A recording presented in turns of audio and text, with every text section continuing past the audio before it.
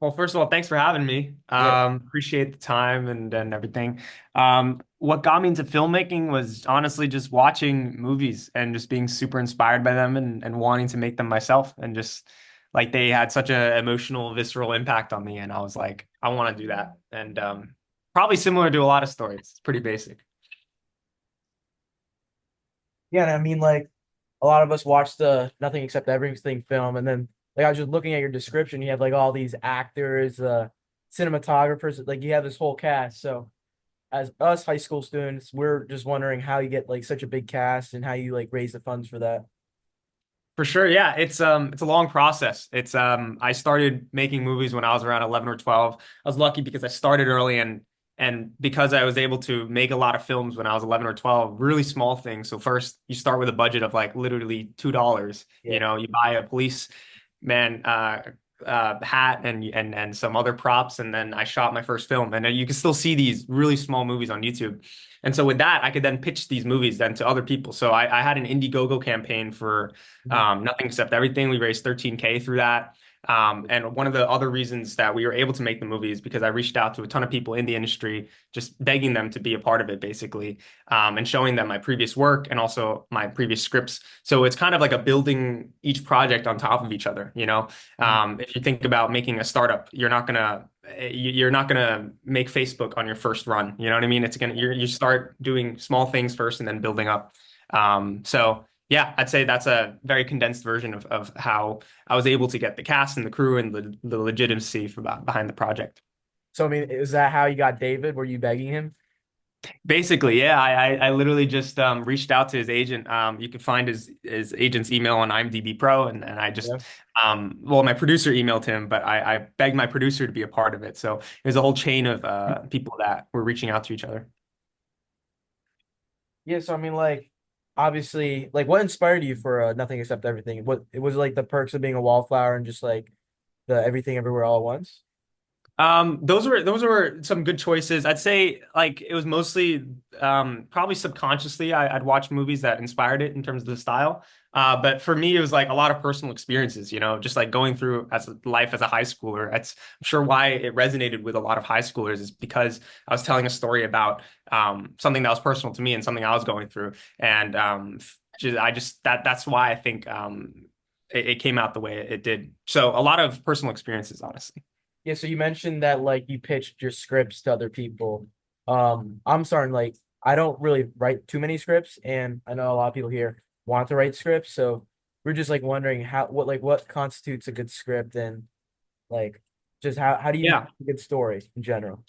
Yeah, that's like one of the first things you should probably learn of like because all the big directors like Christopher Nolan you could even ask like he has one of the famous quotes where he's like by the way if you don't know Christopher Nolan he made Inception, Dark Knight, Interstellar, but he said that he didn't actually want to write at first but he had to have a script to direct. Like no one else is going to let you direct their script, you have to write your own material. And so writing is really probably one of the most important things. And so creative writing classes are a good way to get into it, but also there's a ton of books that are more specific to screenwriting. So if you're a good novelist or you're a good storyteller in general, it might not translate to how you tell stories on the screen. So screenwriting it's a much more visceral kind of thing. And so I'd say studying a lot of the art of screenwriting is really important. So some books that I recommend are like Story by Robert McKee, Mhm. Save the Cat by Blake Snyder. So these are like classics, but you could dig deeper and like I know Michael Arndt, he wrote Toy Story 3, Little Miss Sunshine, these classics. He posts a lot of screenwriting materials. So it's honestly just that and also practicing yourself and just writing scripts and then showing it to people and being like, is this working for you? Is this funny if it's comedy? Is this moving if it's a romance? So if it's hitting for people, then you're doing something right. If it's not, you ask what you're doing wrong and kind of improve on that. At least that's how I did it at the start. Yeah, so like just in addition to watching movies, you also read a lot of books, right? A lot of good stories. Yeah, for sure. I used to read a lot of scripts. And yeah, I think one of the things I used to do is watch movies and read the script of the movie at the same time to see how it translated and what was lost in translation, but also how they were able to convey such emotion through the script. Because a lot of it is just communication. If you can't convey your idea on your script, then no one's going to want to be a part of your project. And also like as a director, like obviously you had a big cast. What was the sort of like being a high school student and directing all these like adults, like, do they even trust you as like a youngster or no? Yeah, that was one of the hardest parts of like getting people to trust me. But I think I'd built enough credibility through my past work where I was like, I can do this, and also the audition process, like everything was kind of streamlined and legitimatized to a way where I was convincing my producer that I could do this, and like they gave me enough belief, and it's still one of the best blessings in my life that so many people were helpful and supported me and believed in me. Yeah, so I mean, like, what, like, you reached out to them, and then, for example, you had them audition. Like, where exactly would you have them audition, and like, what, like, would you have a separate script for them to act, and like, what were you trying to look for in the actors? Because there's a lot of actors out there. Yeah, yeah. So I just reach out to them. Sometimes I post them on back. So like Backstage is a good site if you want to find actors. That if you want to find actors that are more well known, Backstage isn't probably the site to go to. But when I was starting out, like if you want just people to act in your movies that are not your friends that like actually want to act in the industry, then Backstage is a great way because you just post a listing. And so that's how I got a lot of my actors. But after that, where I was trying to get larger names, I was then reaching out to them on my own because no one's really gonna apply to my movie if they don't know me. And so yeah, and so I would audition them over Zoom and because it was COVID Zoom? era as well. And yeah, and you basically look for just whoever you think fits the role. It's for Miles, it was this super neurotic kid and with that could convey a deep sense of emotion and introspection. And so that was what we were looking for. And David was definitely the best choice for that. Yeah, so like, in addition to getting inspired by other like stories and films, like, how do you approach a story? Because sometimes when I approach a story, I listen to music, and then Yeah. I try to think like, oh, what does this music convey, and then probably create a short film from that music. Do you do something similar to that or no? Yeah, I love that process of like, sometimes I have an idea in my mind and then I'll try to put it down on page, but then when I'm putting it down on page, I'll sometimes imagine a song with it. So for Nothing Except Everything, I'm sure you guys recognize some of the songs in there, and they were huge inspirations behind the movie because I would listen to the songs while I was writing the scenes and I'd already imagined the cuts that were happening.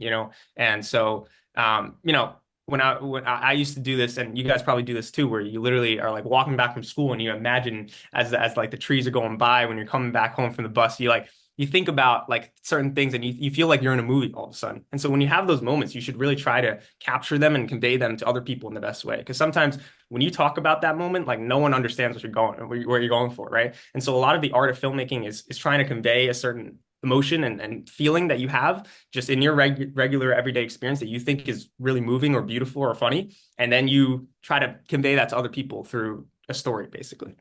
Yeah, so as like beginner filmmakers for us, obviously you went to NIFA, like the camp.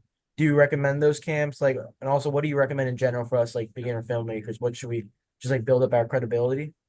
Yeah, absolutely. So NIFA was a great camp for me because it built up some credibility, but more so in the way of like it introduced me to other people that were also in the network that wanted to make films. So it seems like you guys are like already in that circle of like a videography group, which is great because you guys can help each other on each other's projects. So what I'd recommend is just make short films that you are writing and directing on your own and try to find people that are willing to help you in that community. So for you guys, like literally everyone should be trying to, if they want to be a writer director, then write and direct. If they want to be a cinematographer, then they DP for other people. But for you guys, like you guys help each other on your own film, like on your own ideas, and then try to make stuff so you have more than just an idea in your head. Because if you have a few short films in your bag, then you can start doing larger budget films where you're like asking people for money, and then you're like, this is the project that I made, and this is why my next larger project is going to be successful. Yeah, nice. And also like we also have to balance out life with like grades and like school Yeah. other curricular activities. I know you're majoring in economics, right? Yeah, at Harvard, And like yes. how are you balancing all that, especially like being acquired by TriStar and stuff? Yeah, it's been super tough, like in terms of that balance. But mostly I've been focusing on film, and honestly, and kind of putting school to the side. So I'm taking easy classes. Harvard is pretty lenient in that way, where you can decide your workload, Mhm. and you kind of take what you get, take what you put in. And so, yeah. But in terms of in high school, it was pretty tough maintaining grades and also doing film. But I'd honestly just come back home after school and just work on movies. That's all I did. Yeah, so like in balancing out life, like do you prefer like working on multiple small projects or just honing your focus into like a big project? For me, it was just one project at a time. So like if you look at the movies I made like two in 2017, then like three in 2018, then I made like four or five. Like, and sometimes there are music videos, commercials that are shooting for companies and friends and stuff like that. And then yeah, for Nothing Except Everything, I just put all my focus away for like four, honestly, it was like 6, 7 months of just like I told my friends like I can't hang out with you guys every day after school anymore, man. I'm sorry. And then and they'd be like, bro, what do you mean? Like, because usually you're like, I can't today, but I can't till June, man. I can't for like this entire time. And so I was just prepping for the shoot that happened in July in 2022. And then that's how Nothing Except Everything was made. Yeah, so you had several other like good films I watched, like Eve. Like Yeah. that was a very good short film. I was just wondering like what year did you finish that in? And also, when was the first time you like kind of established this credibility? Because Eve also had like Yeah. a good cast. Yeah, yeah, it was definitely in terms of the last question, it's definitely like a gradual thing, right? Like you don't all of a sudden have credibility, right? It's all like a kind of like, if you play piano, like you start out at this level, but you don't get there all of a sudden, right? So it's kind of like a slow build up. And so with every film, like I think I gained some credibility in the industry. And so with Eve, for example, like you watched that, which is great to hear. But yeah, I made that in 2021, I think, in March, and yeah, and then I made Mute in 2022. No, sorry, the other way around. So Eve in 2020, and then Mute in 2021, and then Nothing Except Everything in 2022. Those were my last three um, shorts. So was even sophomore year for high school? Yeah, I think so. That's crazy. Do you guys have any other Yeah, I questions do to have a ask him? question. All right. Hello, how are you? Hey, man. I was wondering, how did you get Lily Chi and Bruce Wayne from Gotham to be in your video? Like, aren't they like how did you like make the approach to ask like someone like that to be in your video? Like, I was just Sure, curious. yeah. So I was just explaining it to Kyle, and I don't know if you heard, but yeah, it's a lot of like you email a ton of people and hope like one agrees. Because if you shoot like 100 shots, 99 of them are going to say no. So, but David was like, "Oh, I actually believe in this project," and so I'd recommend just like before you go out and maybe try to email them, like first have some movies behind your belt, like you have some credibility, and then don't make like huge steps or in like along the way, but so yeah, and then you can start cold emailing people and asking them to be a part of your movie, but I'd start with first like cold emailing people that you think you can actually get, like that you have a good chance of getting. Yeah, and also, were they local to you? Because I know like there's actors, that live in LA, you're like in New Jersey. How was that process like? Did you rent out an apartment or something? Yeah, well, Lily lived in New York and David just stayed over at my house. He was in LA, but we paid him for his flight to come over. Anyone else want to ask questions? Yeah. Wait, I got a question. So, what were your next steps after your fame from Nothing But Everything? Yeah, Nothing Except Everything. So my next steps now are, after I made that, I'm working on the feature length version. So like a feature, it means like over 40 minutes. So it's gonna be like maybe 1.5 hours, 2 hours, and it's gonna be a longer version of the short film that you saw with the same style, but like a different kind of story. Okay. Did you like how did you incorporate filmmaking into like getting into Harvard? Like, did you do anything with that? Yeah, so that was a big thing on my resume that I think helped. I also played chess, very competitive chess when I was a kid, before I went on my filmmaking journey, so that also helped. But filmmaking was probably one of the second biggest parts of my resume, where I was like, these are some of the works that I made, and then you'd submit them into the portal or whatever it is, and you put the movies on your resume, yeah, and then try to sell yourself as best as possible. Also, like how involved are you with like the camera behind the scenes? Like, do you do a lot of DP work, or do you just have someone do that? I used to do all the DP work myself. I used to edit everything myself. But for my last two or three, I got specialized people who are much better than me at doing that. But that's when you have the sort of budget and credibility to do that. But you should start doing everything yourself, so that when you even communicate something to the DP, you know what you're talking about. You're not just spewing random stuff. So I'd recommend starting off shooting yourself. All right, thank you. Yep. Yes, I know. I was reading like some articles about you, and it said like you raised like 45,000, but you Yeah. said Indiegogo, you only raised 13,000. So we're the other So 30,000. the rest of it was chess lessons, actually. I basically worked a part-time job when I was in high school. And so no one really is going to fund your movies unless you're like super, super well known. If you're making a short, because shorts typically don't make money off returns. So yeah, I'd recommend like really trying to do it yourself and just find the funding yourself because that was probably one of the hardest problems of Nothing Except Everything. Yeah, I mean, like, did you think of submitting to some film festivals win you money? Like, I know you submitted to All American Film Festival. Like, did you win Yeah, anything from that? Yeah, so because the movie was so successful, like this was one of the rare cases where I actually made most of its money back. Like I won 25K from a film competition where we won first place, and then All American was I think another like 7, 8 thousand, and so it made some of the sum back. But yeah, you shouldn't expect to spend like any amount of money on a short film and expect to get everything back. Yeah, unless it was super, super successful, which I was really lucky that Nothing Said Everything was that. I mean, did you think about submitting to Sundance? Because I know, like, the Whiplash short film, they were able to get a feature after like it won Sundance. Yeah, so Damien Chazelle was one of my first idols. Like literally, I looked up to him so much, and I was like, I want to follow his path. He went to Harvard and everything, but also he made a short film called Whiplash. I don't know if you guys have seen this feature film, but it was one of the first movies that I saw that really inspired me to make movies because I was like, how did he do this? And he basically made a short film first off it, off the advice of tons of people, and because no one would like let him make a feature film because it was only a second feature film. Like he didn't really have much credibility. So he first made a short. So your goal with the short shouldn't be to make money back off it. You know, it's definitely going to be a loss in the short term, but it should be a long-term investment where you really see these 2, 3% of people succeeding. Like that's what you should try to aspire to because then you start making huge returns on like feature films when people trust you with that credibility. So Damien Chazelle, he made the short film Whiplash, and then it was super successful. It won Best Short Film at Sundance, and then he was able to get the financing, which I think was like $3, $4 million for Whiplash, the feature film, and that made like $56 million or something. And then he made La La Land and became the youngest director in history to win an Oscar. So obviously, there's a lot of steps there, right? But he started before even making the Whiplash short film. He wrote tons of spec scripts for production companies, and that's how he's even able to make the short. And so it's a lot of steps there. And so like you start small, make your short films, but hopefully it's inspiring for you guys enough to think there is definitely a way forward. So does anyone else have any questions? Julian, I know you raising your hand. All right, so I know you had a bidding war with TriStar. What was it like when you got selected by TriStar and with Darren? Yeah, no, it's surreal.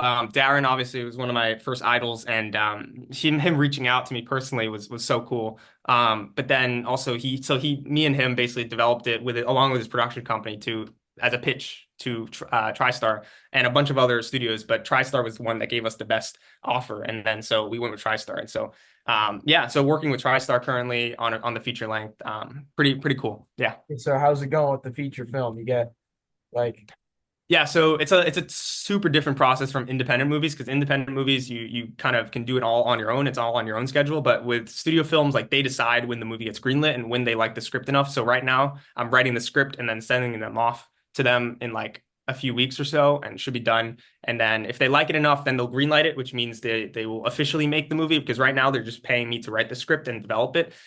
So fingers crossed they like it enough. And then if they do, then we start casting and putting the money behind it. Well, they will, but yeah. yeah, I mean that must be like kind of nervous, right? Like they may not like the script and may reject Yeah. it. So like Yeah. And so, how are you like combating with that? Like are you having it friends look at the script and other people look at it? Yeah, so I'm having tons of people look at it first. Like I think the most amount of people you can get for the film, and especially people that you think you're trying to gear the audience to. For example, like Nothing Except Everything is more a movie for probably teenagers and 20-year-olds and stuff like that. And so when you're trying to gear that audience, you try to find as many people to read that script, so then it's going to work for when it actually comes out in theaters. And so that's kind of TriStar's way of figuring out if a movie will work or not. And so it's really nerve-wracking because when you finish your script, you're sending it off to tons of people and hoping they like it enough. And yeah. And so that's why I'd say one of the fundamentals you guys should have is learning how to write a good story and convey your idea as well as possible through a screenplay. Yeah, so I mean like what are your long-term goals for film? You just want to become a director? For now, yeah, I think in the future, maybe other stuff too, like producing, starting my own production company. But for now, it's like, directing and writing and at least getting a feature or two under my belt.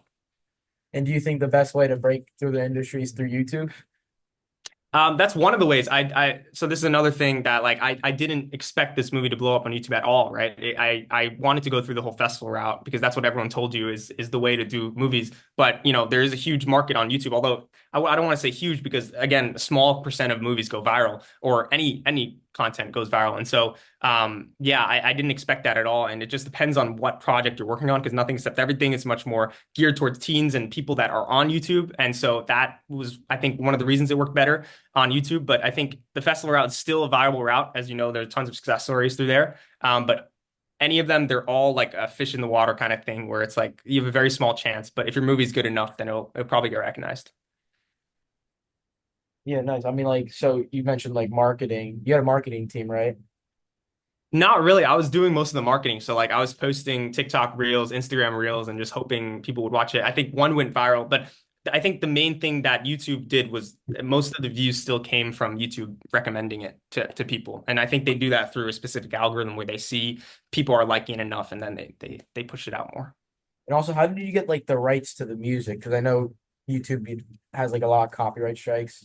Yeah, so you reach out to them and just hope they agree. And sometimes they'll pay you a small fee. For me, I literally begged them and I was like, I'm a high schooler, like I'm just using it for a small student project, which was half true. But yeah, and then they were like, ah, whatever. And they're honest, I'm not making a cent off YouTube now at this point because it's copyrighted songs, like they're making all the money off it. So it was a win-win for them, I guess. Yeah, but in order to submit to All American High School, don't you need like copyright free? Yes, we do. All American made an exception for me. They were literally like, we're just gonna take your movie because other festivals took it, even with copyrighted music. But yeah, I'm not sure why they even took it to now, Oh, but they you did. didn't even get like the copyright, like you didn't even ask the producers of the music to get the rights to it. 'Cause I Yeah, thought, no, it was just a shot in the dark at that point. nice. So like what other you mentioned Damien Chazelle, what other like inspirations do you have or you look up to? Um, yeah, there's a ton. I'd say like Paul Thomas Anderson is another director I really like. Um, Stanley Kubrick, um, Charlie Kaufman. It's they're pretty basic answers, but also like um, yeah, I'm trying to think. I'm blanking, but there's a ton of like it doesn't even have to be like filmmakers, but musicians and YouTubers and just random people I follow and watch and really enjoy. Anyone else have any questions? Rafi, you have a question? Oh yeah, what's your favorite part of the process? Wait, you come up. All right. Cool. Wait, no, Chris, somebody. Chris, you want to come up? I just wanted to ask, like, what's your favorite part of like the process? You know, like writing the script, like publishing it. Like, what would you say is like casting? Like, what's your favorite part? Yeah, it's a funny question. I've always struggled with it, answering the favorite part because every part has its own like fun parts and like stressful parts. Like for example, casting is fun because like you really don't have to do much besides like reach out to people like consistently and like you already have the material done. So I'd say like but the most fun part is probably still shooting because like you work so hard, you prep for like months until for like just a few days of shooting, at least for shorts. And so yeah, it's a very stressful process shooting because you never know if like you got the footage you wanted and the coverage you wanted. But yeah, but you just it's so much fun just being there with everyone that you reached out to and planned this with. Yeah, so obviously you're working with a lot of adults, but then you also want to convey this vision. Were you able to convey it right away to them, or was it like a process that you had to talk about like more? Yeah, I'd say like I've definitely refined it to so that it was as concise as possible. Like you want to practice like your elevator pitch, they call it, because it's a pitch that can be said on an elevator to someone else that you're just randomly pitching to. So let's say you randomly are on an elevator and then Lily Chee's standing next to you. Like, what are you going to say to her, right? What are you going to say to David? What are you going to say to like Scott, who's my producer? And so you practice this pitch where you're like, this is what the movie's about. I just need 30 seconds of your time because then they know it's not a time sink if they like waste their time on this script. And so you don't want to send them a script that's like 100 pages and be like, read this. And, like, why is anyone going to spend the time? So you want to first gauge them with a a log line or some kind of treatment, which is like a shortened, condensed version of the story and why it's so compelling. And then you pitch that, and then people are like, "Oh, that's cool. Now I want to read your script." So I'd say that's how the vision was conveyed through like steps, I'd say. Yeah, so I mean, like in addition to getting your actors, how did you get like the producer, like Scott, and also like the cinematographer? Was it through Backstage as well? So yeah, so for Scott, he was the first person that came on board. He was probably the major part in like in the role of this. And he was like a mentor to me at the start because he truly just believed in me. And that was a big jump in like getting him on board but yeah, it was just a cold email. Like I cold emailed like 200 different producers, just begging that like that one South by Southwest, Sundance, Tribeca, because that was the goal at the start of like winning one of those festivals with a short. I didn't know about YouTube at that time, or at least knowing that this movie could be successful on YouTube. And then Scott, and Scott came on board. He was one out of like literally 200 that was at least legit and responded and was like, okay, I can help you bring this to life. And so, yeah. And then in terms of Stefan, who is the DP, that was, I think, through Production Hub. So Production Hub is one of at least I use Production Hub a lot where it's like Backstage, but for crew. So like you can find, cameramen on there, like you can find production designers and stuff like that. Yes, I mean, like, what exactly did Scott do to help you? Did he fund like the movie? Did he ask others to join? No, he asked, he doesn't have the funding himself. So he has a production company that he owns with a bunch of financiers. And so he asked some people to fund it from there. But that was only like 5K of the actual film. So it wasn't, again, like most of it has to be self-funded. But Scott did help with reaching out, for example, to David and Lily, and then also reaching out to a certain crew where he was like, okay, I know you guys can work and for this guy for like reduced rates because like we were paying everyone salaries that were like, nothing compared to like what they usually work on commercial wise. And you just have to like beg them to like believe in the vision. All right, yeah, that sounds pretty good. Thank you, Wesley. I'm starting to run out of time here on Zoom. But Of yeah, course, no, it's all good. does anyone have any last minute questions? Come up. Hi. So, like, when you're planning on filming a scene that has to do with like weather, maybe, how would you like coordinate that? So what do you mean by weather? Like what's Like, the so like, let's just say you want it to be raining in the scene.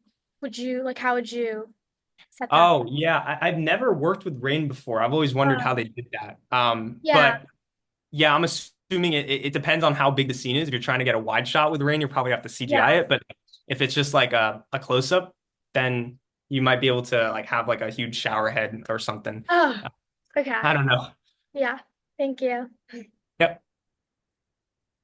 Yeah, it was very good to talking to you, Wesley. Thank you for your time. Of course, Kyle. Appreciate it. And thanks for listening. Hope you guys enjoyed and hope you guys have a good filmmaking journey ahead of you, if it is Hopefully. filmmaking or whatever it is. Yeah, good luck to you with your script too. Let's go. Hopefully, Thanks, you man. accept that script and you go on with that. Appreciate it. Take care, man. Yep, you too. Thanks. Peace. Peace.